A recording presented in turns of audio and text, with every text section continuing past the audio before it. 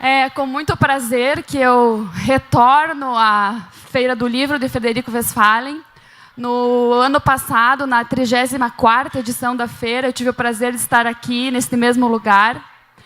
E, mais uma vez, tenho o prazer de estar aqui com o escritor que Frederico Westphalen tem muito carinho, que hoje é o patrono da 35ª Feira do Livro, o escritor Pedro Bandeira, que está aqui já ao meu lado.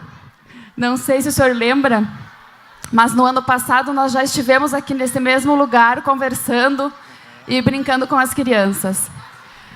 Gostaria também de parabenizar toda a organização da 35ª Feira do Livro, especialmente o tema Leitura em Movimento.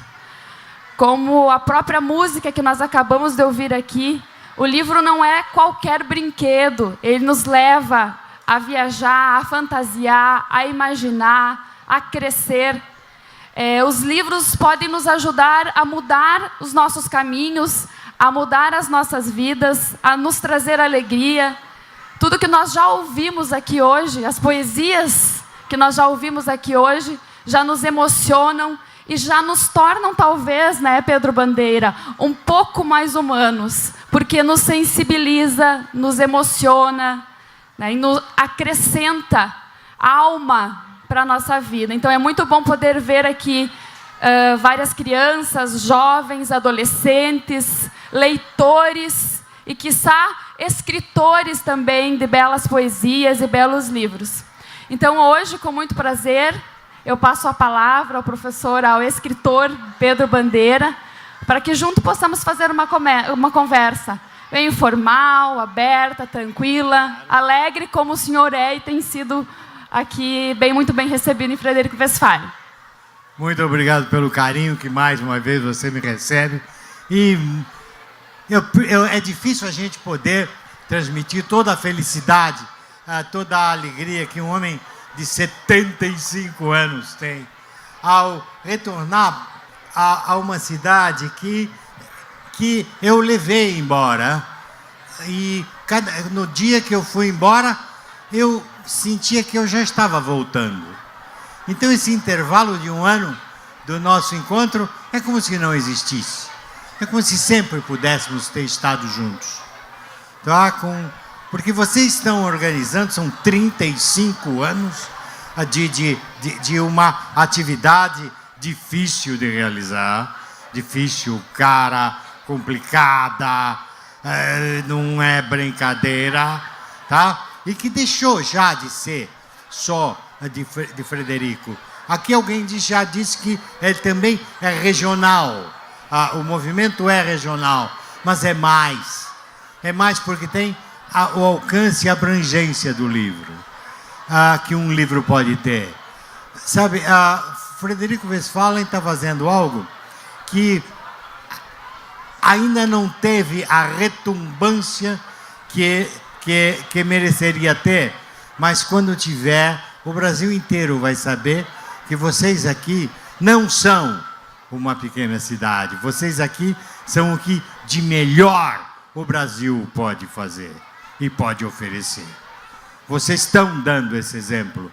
No momento em que o nosso país está passando por tantas dificuldades, por tantos problemas, e fazendo tantos brasileiros baixarem a cabeça, vocês provam que não.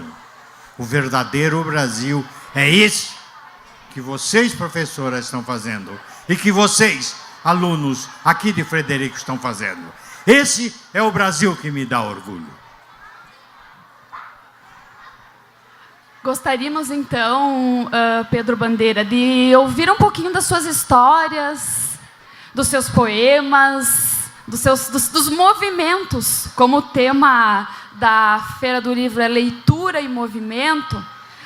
Nós sabemos que durante nossas viagens, nós também fazemos muitas leituras, o que Paulo Freire dizia, a leitura do mundo também. E são nesses caminhar que nós vamos também produzindo criativamente os nossos livros. Seria esse um dos caminhos para também entrarmos nesse mundo mágico que é a escrita?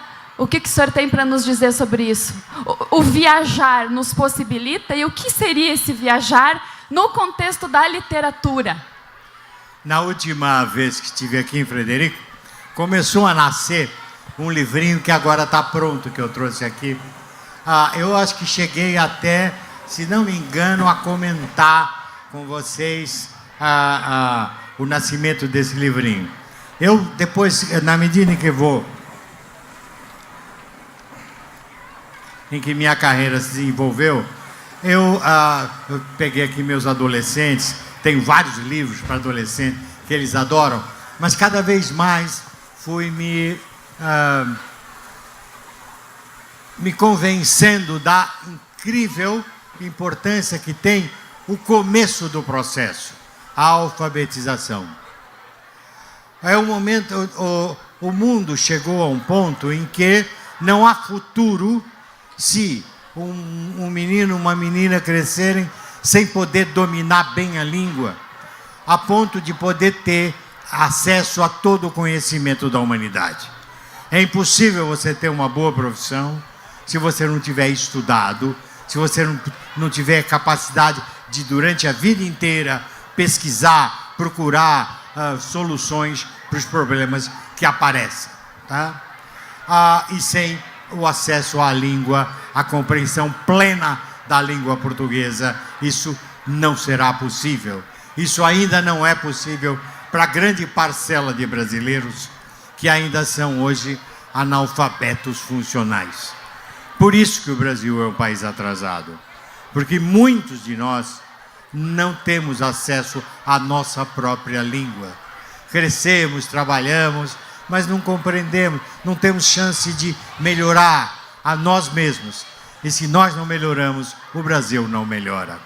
Então, cada vez mais, eu estou dirigindo a minha arte para a alfabetização, compreendendo que não é fácil aprender a ler bem e a compreender bem. Quando eu era menino, dizia assim, não, fulano, ele não é analfabeto, não. Ele sabe assinar o nome. Imagina, tadinho. Ele não é analfabeto. Ser alfabetizado é compreender o que está escrito. E não é fácil. Os primeiros passos não são fáceis. Vocês que são alfabetizadoras sabem disso.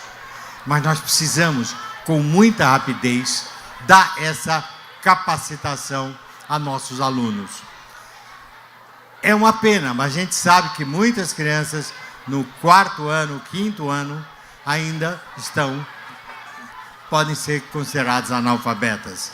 Eu tive experiências tristes, numa escola riquíssima de uma cidade do Paraná. Eu vinha falar uma história muito rica, todo menino filho de rico, e eu fui falar com uma classe num auditório rico e chique de 5º ano, né? E eu estou conversando com eles sobre o livro que eles deveriam ter lido, até que o menino falou, mas eu não sei ler. Eu falei, como? Eu não sei ler. Aí vários começaram a confessar que não sabiam ler. Meninos filhos de rico em 5º ano não sabiam ler. Eu falei, meu Deus, para onde vai o Brasil se meninos de 5º ano não são capazes de ler? Numa escola de rico, numa escola chique, em que os meninos todos eram recebidos por motoristas particulares, eles não sabiam ler. Então eu sempre tenho pensado nisso. E eu tenho que fornecer material a vocês, professores, que conquiste o teu aluninho. Antes, eu gostaria que esses livrinhos começassem em casa, porque eu acho que a educação, ela não começa na escola, não. Eu acho que a educação é um problema da família, que a escola entra até às vezes um pouco tarde na vida das crianças. O ideal é que cada criança tivesse colo, que cada criança ouvisse historinha contada pela mamãe, historinha contada pelo papai, pela vovó, uns causos, adormecesse ouvindo os sonhos. Tá? Eu tive isso no colo da minha mãe. Meu pai tinha morrido, mas a minha mãe me contava a história que Chapeuzinho Vermelho, Branca de Neve, Cinderela. Eu nasci no meio dos contos de fada. Eu cresci dentro dos contos de fada, antes de saber ler, antes de aprender a ler. E esse passo, eu tenho que dar um material gostoso e fácil de ser compreendido. Em primeiro lugar, ler o texto natural, que a gente chama de prosa. Vocês, meninos, não sabem. Prosa é isso que vocês falam. O que vocês estão falando em prosa. O contrário de prosa é poesia, que é a língua ritmada, cadenciada e, muitas vezes, rimada. Então, o ideal, eu passei a escrever para criança pequena, ritmando, musicando a prosa que eu escrevo e rimando. Além disso, para o menino, uma criança gostar de um texto, é bom que ele seja engraçado. É bom que tenha humor. E o humor dos menorzinhos? O que é o humor de uma criança pequena? Uma criança pequena não entende uma piada, porque a piada se baseia na ironia. Uma criança pequena não entende de ironia. Ela está naquela fase que ela deixou as fraldas, ela está aprendendo a não molhar a cama de noite, essas coisas todas. Então, o engraçado para ela são as coisas ligadas a esse processo forte. Então, eu resolvi fazer historinha, pegar óculos.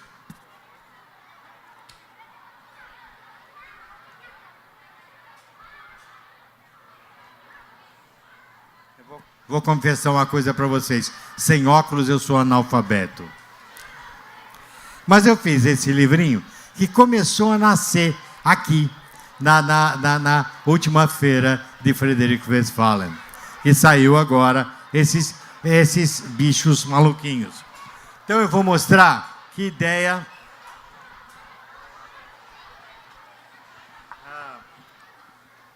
O que eu estou imaginando com um material bom para ajudar na alfabetização. Inclusive em casa, para mamãe e papai, mas principalmente pela professora. Então, com ilustrações sempre muito alegres e muito infantis, mas historinhas sempre ritmadas, que você pode ler até cantando. Então, ao fazer esses poemas, eu imaginei aquela musiquinha que todo mundo sabe, que é para encher a paciência, que é assim: um elefante incomoda muita gente, 2 elefantes incomodam muito mais, 3 elefantes. Lembra essa historinha? Então eu fiz textinhos que podem ser lidos assim: o macaquinho foi na festa da coruja, bem elegante para todos agradar. Calçou a meia que estava muito suja e foi tirar a galinha para dançar. Saiu pulando de um jeito muito esperto, dando voltinhas e fazendo rapapé. Mas quem dançava por ali saiu de perto, pois o problema era o cheiro do chulé. Então, uma criança pequena, ela vai gostar, ela vai se divertir. Enquanto o Pedro Bandeira se organiza para nos contar outra parte da sua história, pensando no processo de escolarização, Pedro Bandeira, muito importante o que você nos traz, porque fala do letramento. E o processo de letramento não começa quando a criança ingressa na educação infantil, começa muito antes, até no período já da gestação da mãe, quando a criança está ainda sendo gerada, ouvindo histórias da mãe, do pai, ouvindo músicas, e o estímulo. E o estímulo não é qualquer estímulo, né, Pedro Bandeira? É esse estímulo que ele acabou de nos representar aqui. Esta forma de tradução da obra para a criança, ela pode ser definidora do seu processo de alfabetização depois, do sucesso ou não que ele terá depois. Porque essa representação que o Pedro Bandeira fez aqui da sua própria história remete a criança a querer fazer, a querer pegar esse livro na mão, a querer sentir isso que ele nos transmite quando conta a sua própria história. Então, é um movimento mesmo, como diz o tema da feira. E é um movimento que pode nos transformar.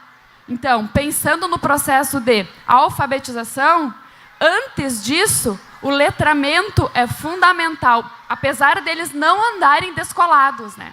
É alfabetização e letramento.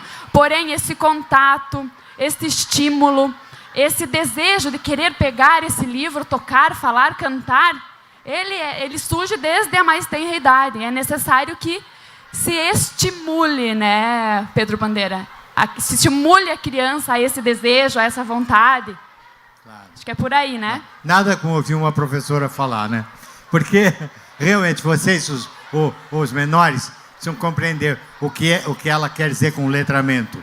Antigamente, achava-se que as pessoas tinham que ser alfabetizadas, isso é, elas tinham que compreender que B com A dá Bá. E a gente sabe que isso nunca adianta nada. Se ele saber comer com barabá, é uma brincadeira que não leva a nada. Letramento é realmente eu dominar a língua. Eu ser capaz de traduzir para minha racionalidade, para o meu entendimento, aquilo que o autor quis comunicar. Tá? Então, lutar para letrar, não apenas alfabetizar, mas para letrar. É para fazer com que vocês conquistem a leitura. E vocês precisam conquistar a leitura. A nossa luta no Brasil é não deixar nenhuma criança brasileira, a partir dos 9 e 10 anos, incapaz de estar letrada, capacitada a entender pelo menos um pequeno texto. Vocês sabem, há países que levaram a educação muito sério, como, por exemplo, o Japão. O Japão é um país onde o conhecimento é religião. Tá? Todo mundo lá é muito bem estudado. Dizem que 98% da população adulta do Japão tem de ensino médio completo para cima. A nossa taxa nesse sentido é 16%. Mas eles levam tão a sério que um professor lá é mais respeitado que o imperador. Para vocês terem uma ideia, o Japão tem um imperador. Não é que no Brasil que não tem imperador. E o imperador é um cara tão respeitado que quando ele passa, todo mundo tem que baixar a cabeça. Qualquer pessoa, um duque, um príncipe, tem que baixar a cabeça. No entanto, por tradição no Japão, há apenas uma categoria que não se abaixa na frente do imperador. Sabe qual é? É o professor. O imperador se abaixa na frente do professor. Há uns anos atrás, ainda nos anos 90, o imperador do Japão veio com sua esposa ao Brasil. E ele veio só em Brasília, não veio para em outros países. E, quando chegaram lá, a esposa do imperador manifestou o desejo de conhecer professores brasileiros.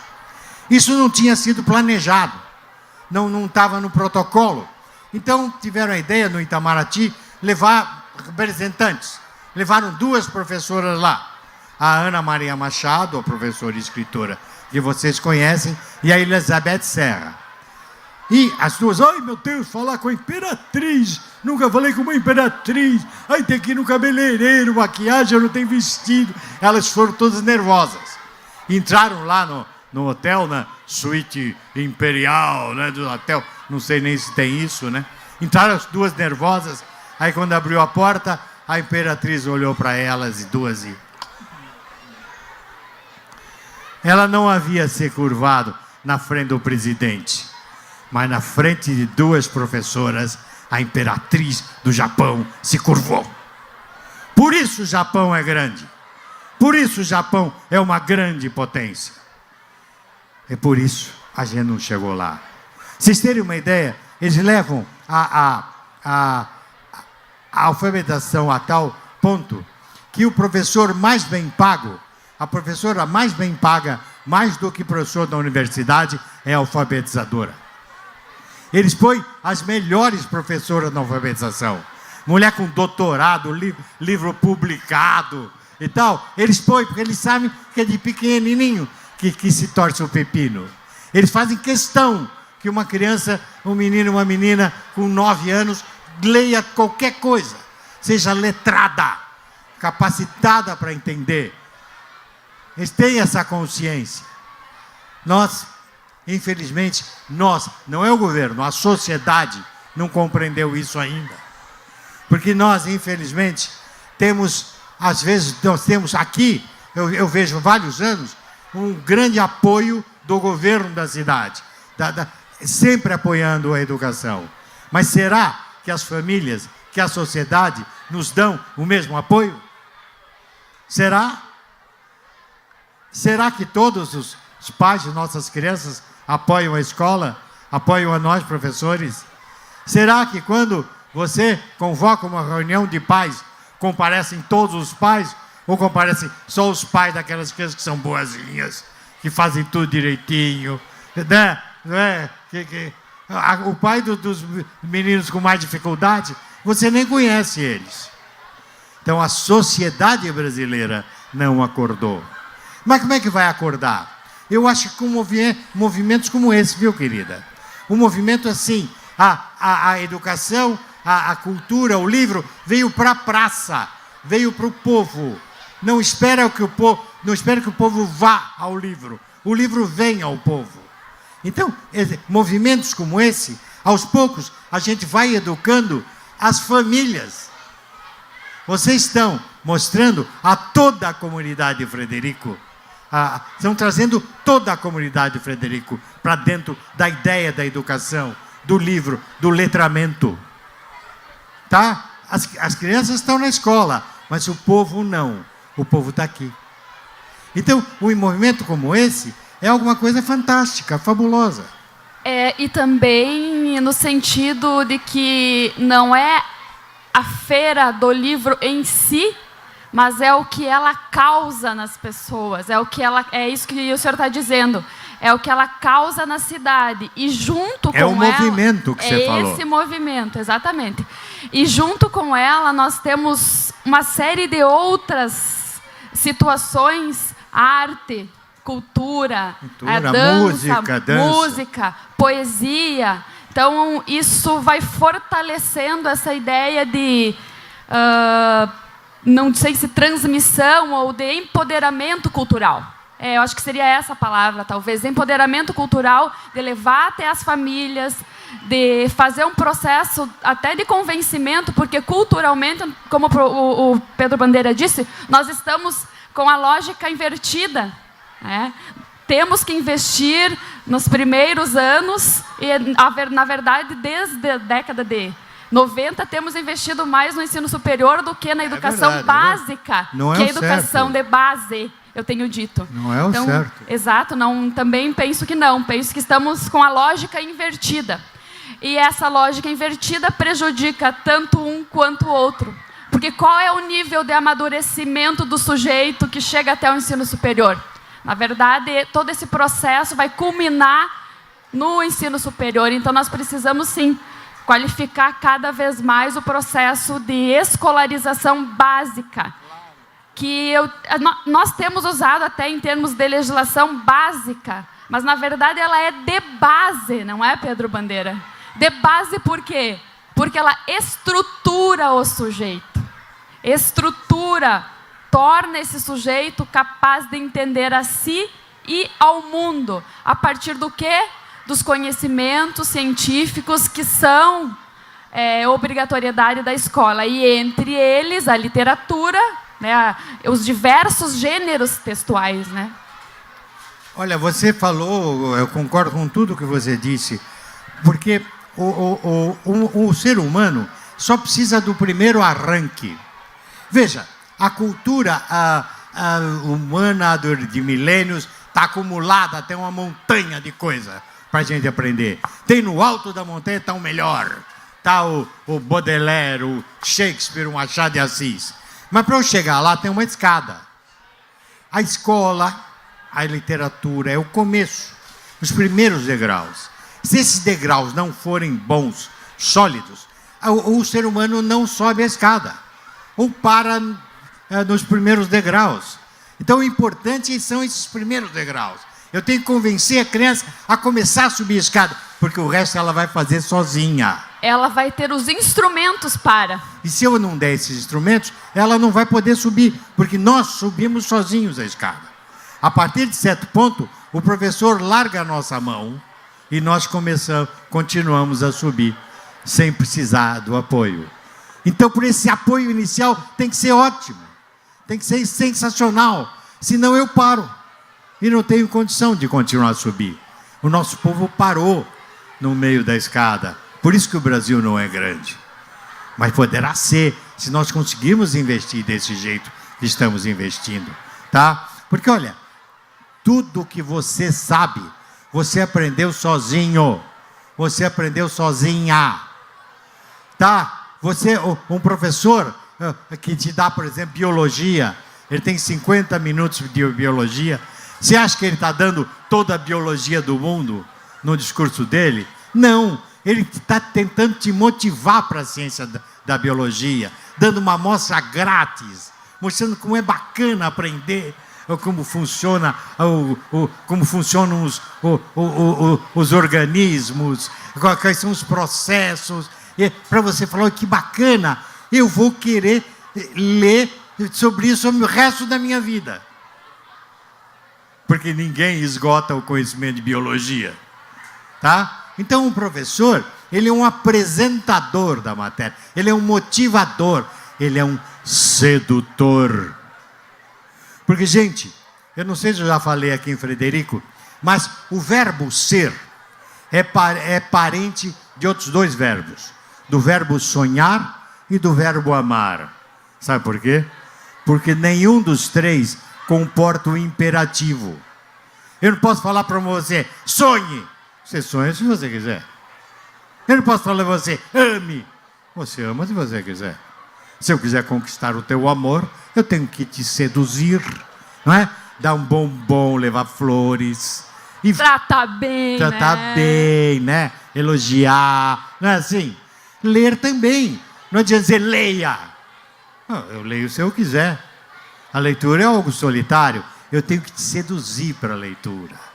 Contar história. Fazer teu olhinho brilhar. Falei, eu quero mais, conta mais. Você já notou quem os professores que estão aqui? Quando você tem um momento em que a classe está meio bagunçadinha, está desatenta, e não adianta dizer, cá, gente, silêncio, silêncio, todo mundo quieto. Não adianta. Fala, gente, vou contar uma história. Todo mundo cala a boca. Todo mundo, todo mundo gosta de ouvir história, até adulto. Adulto não gosta de ouvir história, é lógico. Chora. Não é? Contar uma história, você para. Ou aquele cara que sabe contar piada. Vou contar uma piada. Silêncio absoluto. O cara já começa a rir. Vou me divertir. É isso que o professor faz. O professor é um sedutor. Ele não tem como transmitir todo o conteúdo de uma matéria para o teu aluno.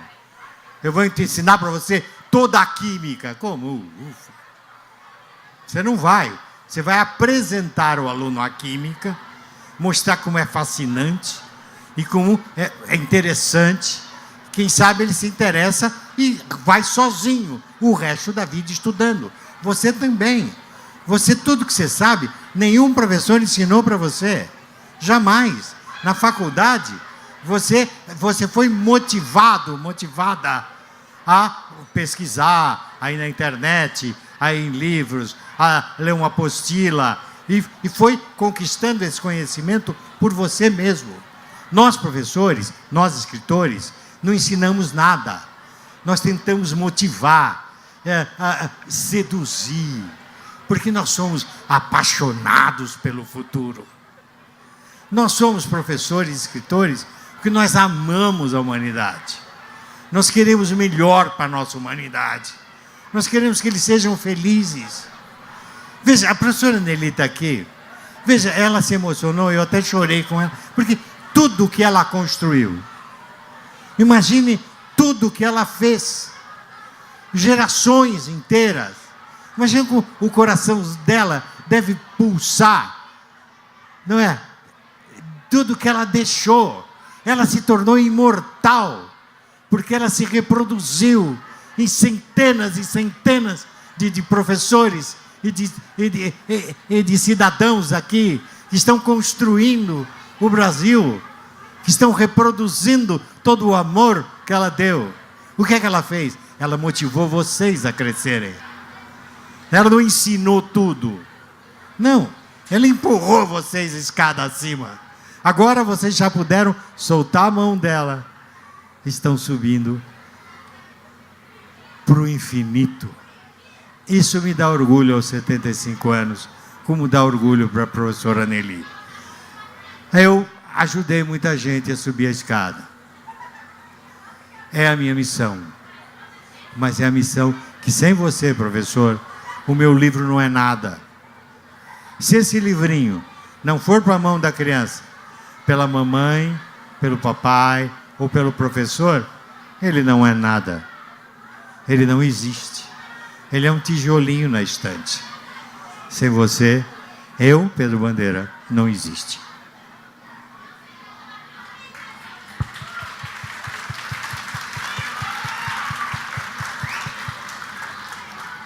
Eu penso que o Pedro Bandeira tocou numa questão muito importante que transcende o conteúdo que é responsabilidade da escola, né? Nós não podemos esquecer que existem conteúdos que são necessários, que são importantes serem desenvolvidos em cada etapa do processo de escolarização.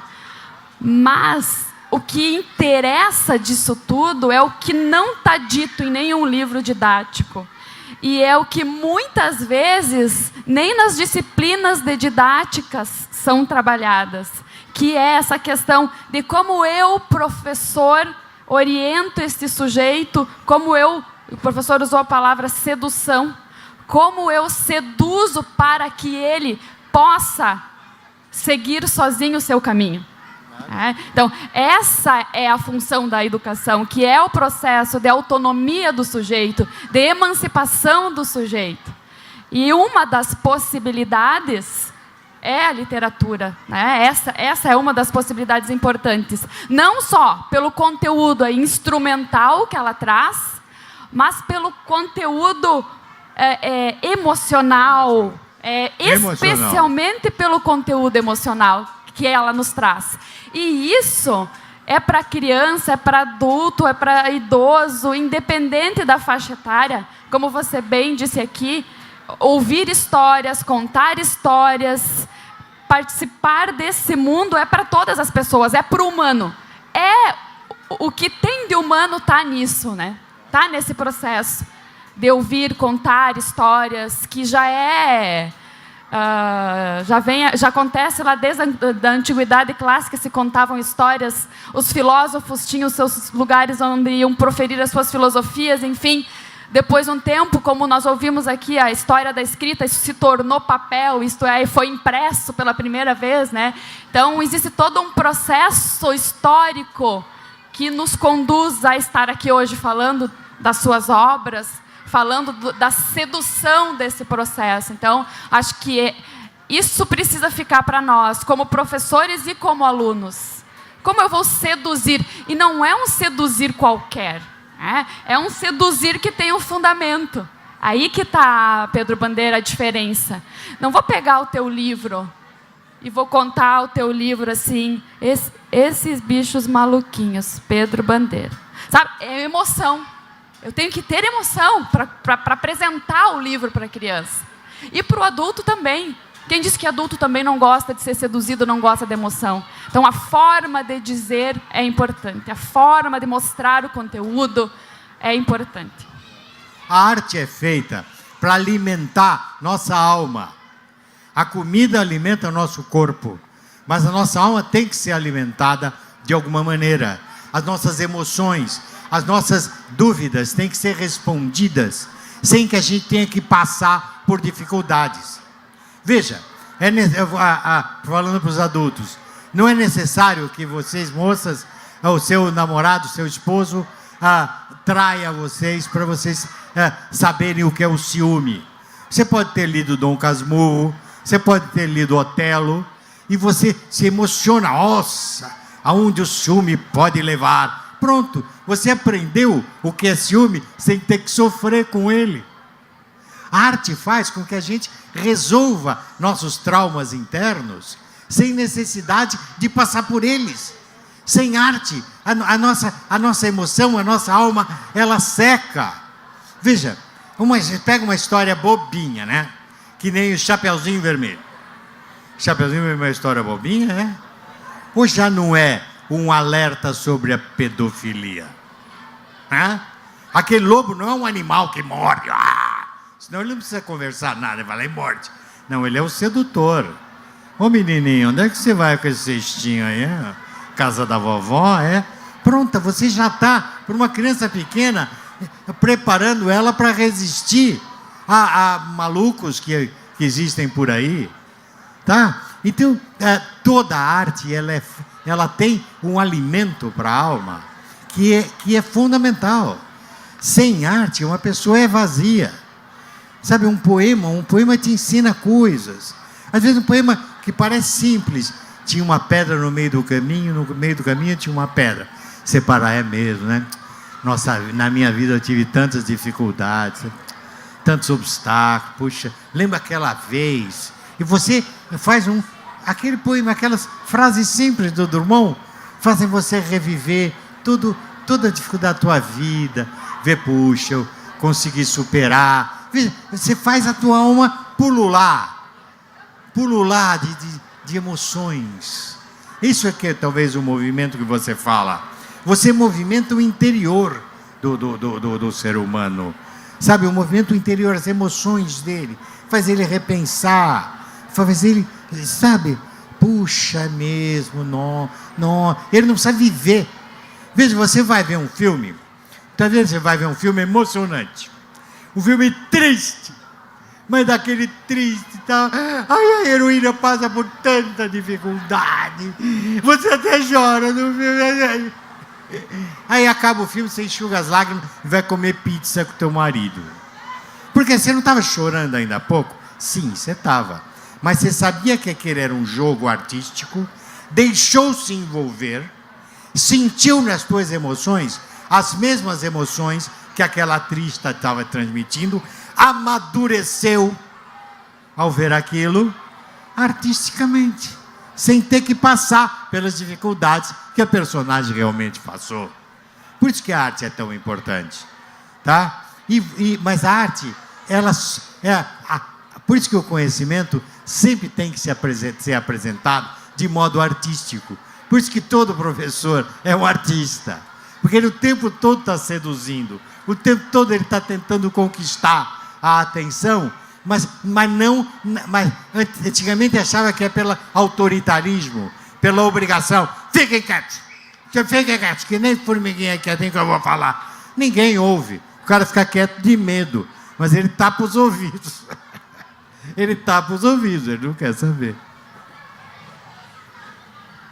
Nós gostaríamos de saber se vocês têm interesse em fazer alguma pergunta, conversar, porque é um momento também de diálogo, né? Se alguém tem alguma curiosidade, que gostaria de perguntar ao Pedro Bandeira.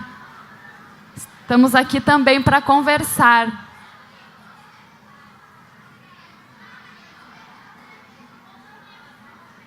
Gostaria de contar alguma história que escreveu na escola?